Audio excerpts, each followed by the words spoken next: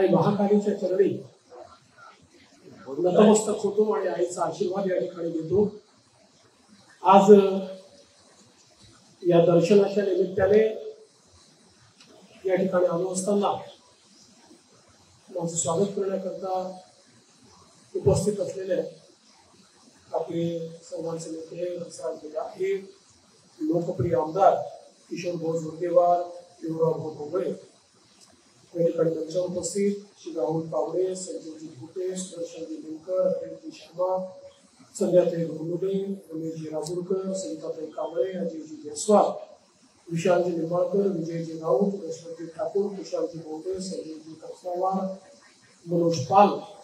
मंचावरील सर्व मान्यवर आणि समोर उपस्थित सर्व माझ्या कार्यकर्ता भगिनी आणि बंधू, आज मला अतिशय आनंद आहे की मुख्यमंत्री झाल्यानंतर पहिल्यांदाच चंद्रपूरला येण्याचा योग आला आणि तोही आई महाकालीच्या दर्शनाने त्याची सुरुवात झाली। ही खरोखर माझ्याकरता एक शुभ अशा प्रकारचा संकेत आहे आणि किशोर भाऊचे आभार मानेन की त्यांनी या ठिकाणी पहिल्यांदा फार मोठा कार्यक्रम ठेवला होता, पण मी त्यांना सांगितलं की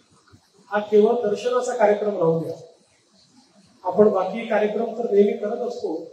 पण आईच्या दर्शनाला यायचंय तर त्या ठिकाणी बडे जाऊ नको, त्यामुळे आपण दर्शन घेऊया। त्यांनी सांगितलं की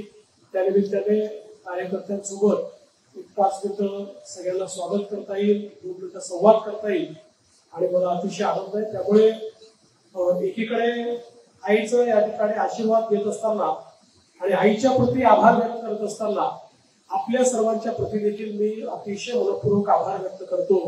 कारण आपल्या सर्वांच्या मेहनतीतून आपल्या सर्वांच्या आशीर्वादाने आज खरं म्हणजे महाराष्ट्रामध्ये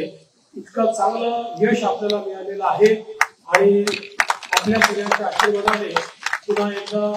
महाराष्ट्राचा मुख्यमंत्री म्हणून काम करण्याची संधी या ठिकाणी प्राप्त झाली आहे। मी खरं म्हणजे आई महाकालीला हाच आशीर्वाद मागेल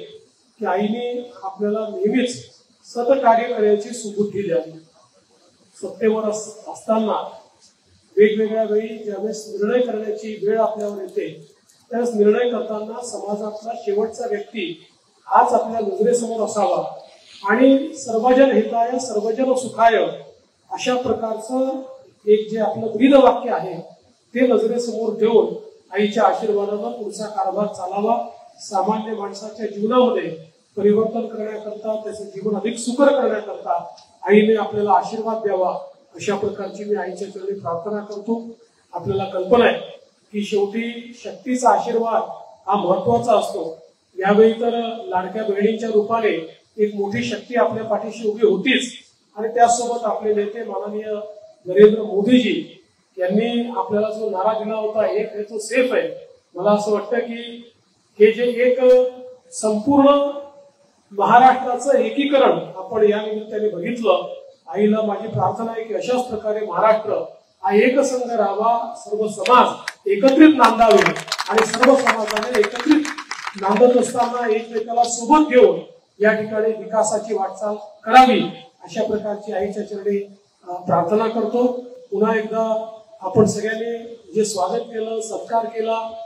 याबद्दल आपले अतिशय मनापासून आभार व्यक्त करतो आणि मंदिर विकासाच्या संदर्भात